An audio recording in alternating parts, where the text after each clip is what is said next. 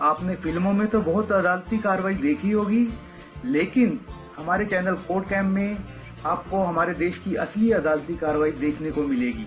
अगर आपको वीडियो अच्छा लगे तो इसे प्लीज लाइक करना और हमारे चैनल को सब्सक्राइब करना। चलिए बिना देर किए वीडियो शुरू करते हैं। चलिए क्लास ही होगा आज, कोई दिक्कत नहीं, कुछ पढ़ाई लिखाई भी हो जाएगी इसी बहाने। आप लोगों को जो है ना, अगर नहीं पढ़ाया जाता है तो पढ़ाएंगे हमें। आपने 107 पढ़ा ही नहीं कभी, कुछ तो आप ख्याल रखेंगे हमारी इज्जत का भी। आप अपनी भाषा में बोल सकते हैं जैसे भी आपको सहूलियत हो। ये जो लोगों के खिलाफ 107 आपने शुरू किया, इनके बारे में क्या इनपुट्स थे आपके पास? आपकी इच्छा होती या आपके एसपी साहब की इच्छा होती कि 5 नाम और जोड़ दो तो 15 हो जाता? जरा मेरे सवाल का जवाब दीजिए। इतने लोगों का तो आपने कैरेक्टर रोल लिख दिया। धीरे धीरे पढ़िएगा जरा उसको। जब आप अभी घर जाएं और आपको कोर्ट का एक सम्मन मिले अपने घर पर, तो आप दोपहर का खाना भूल जाइएगा। अब ये आपको हम पढ़ावे कोर्ट में, हर ऑफिसर को बुला करके संभव है क्या? आप क्या पुलिस के कहने से कुछ भी कर देंगे? अब आप देखिए कि क्या हुआ। आपने एक दस्तखत कर दिया 107 के ऑर्डर को, उसके आधार पर क्या क्या तांडव हो गया। आप अपनी भाषा में बोल सकते हैं जैसे भी आपको सहूलियत हो। सर, उस समय मोकामा विधानसभा चुनाव सर, उपचुनाव होना था सर। उसमें सर बहुत सारा हम लोगों को इनिशिएट करना पड़ता है, right from the after announcement of the election and after the conclusion of election. इस पीरियड में सर जो प्रिवेंटिव एक्शंस के तहत प्रोसीडिंग्स इनिशिएट करने पड़ते हैं। कोई तो बेसिस होगा ना एसडीएम साहब। सर ऑन द रिपोर्ट हम भी उस गांव के अगर रेसिडेंट हो, मान लीजिए हमारे गांव में एक थाना हो और हम वहां के रेसिडेंट हों, तो हमारे खिलाफ 107 प्रोसीडिंग करने के पहले कुछ तो आप ख्याल रखेंगे हमारी इज्जत का भी। कोई रिपोर्ट आपके पास होनी चाहिए कि मेरा ये चरित्र है, हमने ये जो है गांव में उत्पात मचा रखा है या लॉ एंड ऑर्डर प्रॉब्लम है। तो ऐसी स्थिति में आप समझ सकते हैं कि कोई आशंका आपको होगी, कोई ऐसा विश्वास होगा कि यहाँ पर कोई घटना घट सकती है। ये जो लोगों के खिलाफ 107 आपने शुरू किया, इनके बारे में क्या इनपुट्स थे आपके पास? On the basis of police reports, sir, that has been. But police report is nowhere showing any input. Please come to your records. दीजिए एसडीएम साहब को, साथ साथ वकील साहब भी देखेंगे। आपने जो पहले डेट की जो तारीख में लिखा है, उसमें देखिए क्या मटेरियल था आपके सामने 107 का प्रोसीडिंग इनिशिएट करने का। सर, थानाध्यक्ष सामियागढ़ ओपी द्वारा 18/22 के प्रतिवेदन जो धारा 107 दंड प्रक्रिया संहिता के अंतर्गत कार्रवाई हेतु प्राप्त है एवं अनुमंडल पुलिस पदाधिकारी बाढ़ द्वारा अग्रसारित है का अवलोकन किया गया। प्रतिवेदन के अवलोकन से प्रतीत होता है कि आगामी विधानसभा चुनाव 2022 के अवसर पर विधि व्यवस्था की समस्या उत्पन्न करने की संभावना के कारण स्थिति काफी तनावपूर्ण है। अतः मैं प्रतिवेदन से संतुष्ट होकर उपरोक्त कारणों को लेकर किसी भी समय अप्रिय घटना घट सकती है और बलवा हो सकता है, जिसके कारण मेरे क्षेत्राधिकार में शांति भंग हो सकती है। अतः दंड प्रक्रिया संहिता की धारा 107 के अंतर्गत कार्रवाई प्रारंभ करता हूं। वित्तीय पक्षों को नोटिस निर्गत करें कि क्यों नहीं 1 वर्ष तक शांति बनाए रखें। ये तो ऑर्नामेंटल लैंग्वेज है सब। ये आप भी लिखेंगे या आपके क्लर्क ने लिखेंगे, वो आप सिग्नेचर। जरा रिपोर्ट देख लीजिए, प्रतिवेदन जिसके आधार पर आप कर रहे हैं। सर, सादर सूचित करना है कि द्वितीय पक्ष के अंकित लोगों के द्वारा बिहार विधानसभा उपचुनाव 2022। प्रथम पक्ष कौन है? प्रथम पक्ष सर स्टेट है सर। स्टेट हो गए प्रथम पक्ष। पढ़िए द्वितीय पक्ष का। द्वितीय पक्ष सर 10 लोग हैं सर। हाँ, छोटू सिंह। ठीक है, नाम छोड़ दीजिए, आगे पढ़िए क्या लिखा।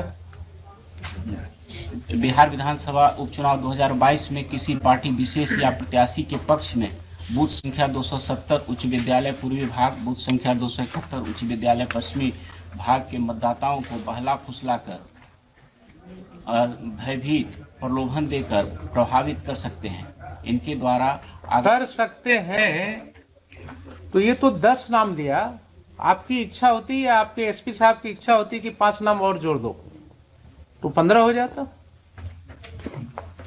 इन सब लोगों का क्या रिकॉर्ड ऐसा है जिसके आधार पर आपके ओपी से ये सूचना, ये प्रतिवेदन दी गई? क्या ये प्रतिवेदन काफी है किसी व्यक्ति के अगेंस्ट 107 शुरू कर देने के लिए, आपकी राय में? सर, नोटिस के उपरांत पहले ये बताइए ना, आपको माइंड अप्लाई करना था ना। एक प्रतिवेदन आया आपके पास,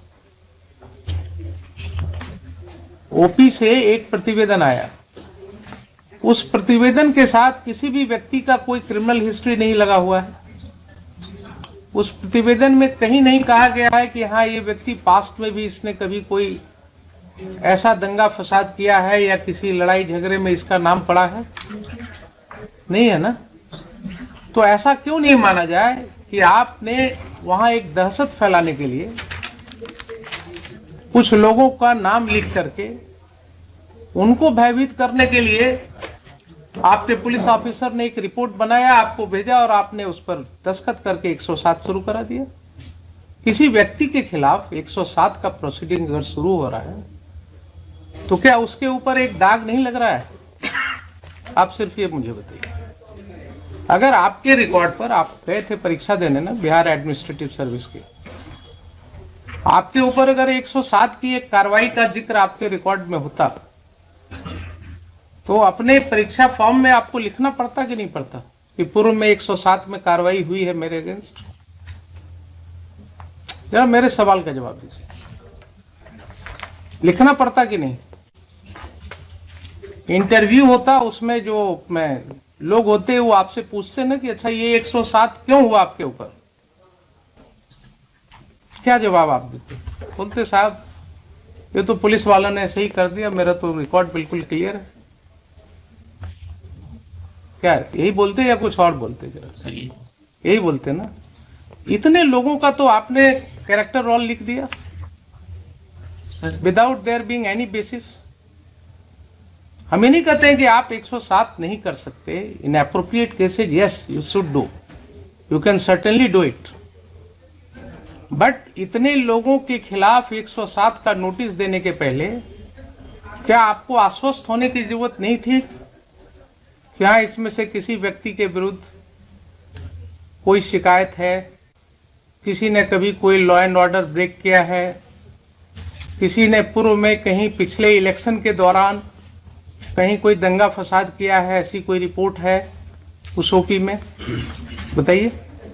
सर, इनिशिएशन ऑफ प्रोसीडिंग में सर हम उनसे पूछते हैं कि क्यों ना आपसे सर ये लिया जाए बॉन्ड सच्चरित्र का। इससे सर हमने उसको कभी भी प्रोसिक्यूट नहीं किया। बॉन्ड लेने की बात है ना सर, आप उनको बोलते हैं कि साहब क्यों न जरा 107 निकाल ही लीजिए ना, क्या है आइए जरा, कुछ पढ़ाई लिखाई भी हो जाएगी इसी बहाने। पढ़िएगा आप या वकील साहब पढ़ें, जो भी इच्छा हो आपके लिए। When an executive magistrate receives information extending 1 year as the magistrate Not exceeding 1 year. Yes, sir. As the magistrate thinks fit. अब देखिए ये सेक्शन के अंदर आपने क्या समझा, क्या दिया हुआ है? रिसीविंग इंफॉर्मेशन एक पार्ट हुआ, बीच में देखिए एंड के बाद क्या है? And is of opinion that- धीरे धीरे पढ़िएगा जरा उसको, Sir. इसी में क्रक्स है। And is of opinion that there is sufficient ground. So mere receipt of information is not something कि पुलिस ने एक भेज दिया लिख करके and you will put a signature। आपका वो जो है क्या है, वो बेंच ऑफिसर या आपका पेशकार जो है वो बोला साहब बना दिया हमने, अब दस्तखत कर दिया जाए, आपने दस्तखत कर दिया। Provision says is of the opinion that there is sufficient ground for proceeding. Who has to form this opinion? You have to. You have to form the opinion, not only prima facie. Please understand. You have to form an opinion that there is sufficient grounds. Sufficient grounds is something more than that. Similar word has been used under section 204 CRPC. जरा निकालिए 204, पढ़िए 204. Issue of process. If in the opinion of magistrate. So, like a magistrate of the first class, before whom a complaint case is filed, a criminal case is filed. जैसे एक magistrate को opinion form करना होता है whether there are sufficient grounds to proceed against the accused, against the persons named in the complaint or in the charge sheet filed by police. वैसे ही आपको 107 में same and one word has been used. Is of opinion that there is sufficient ground for proceeding. कोई अंतर है 204 के जिम्मेवारी में और 107 की जिम्मेवारी में? नहीं है ना? To mere filing of police report without any material on the record. Police जब चार्जशीट फाइल करती है तो उसके साथ पूरा इन्वेस्टिगेशन का ब्यौरा होता है, केस डायरी होता है ना कि साहब ये एफआईआर हुआ, हमने इसको ऐसे इन्वेस्टिगेट किया, इन्वेस्टिगेशन में इतने गवाहों का बयान लिया, ये इंजरी रिपोर्ट आया, ये पोस्टमार्टम रिपोर्ट आया, ये मेडिकल रिपोर्ट है, and finally on these basis I come to a conclusion that there are sufficient materials to proceed against the accused, therefore I am filing charge sheet. So when these matters go on the record before the learned magistrate, he would look into that and then he will form an opinion that yes, there are sufficient grounds to believe. Why these obligations have been cast upon the magistrate and the competent authority under section 107? Why this responsibility has been cast upon them? Because issuance of summon to anybody, issuance of warrant to anybody is a serious matter. The Honorable Supreme Court has held it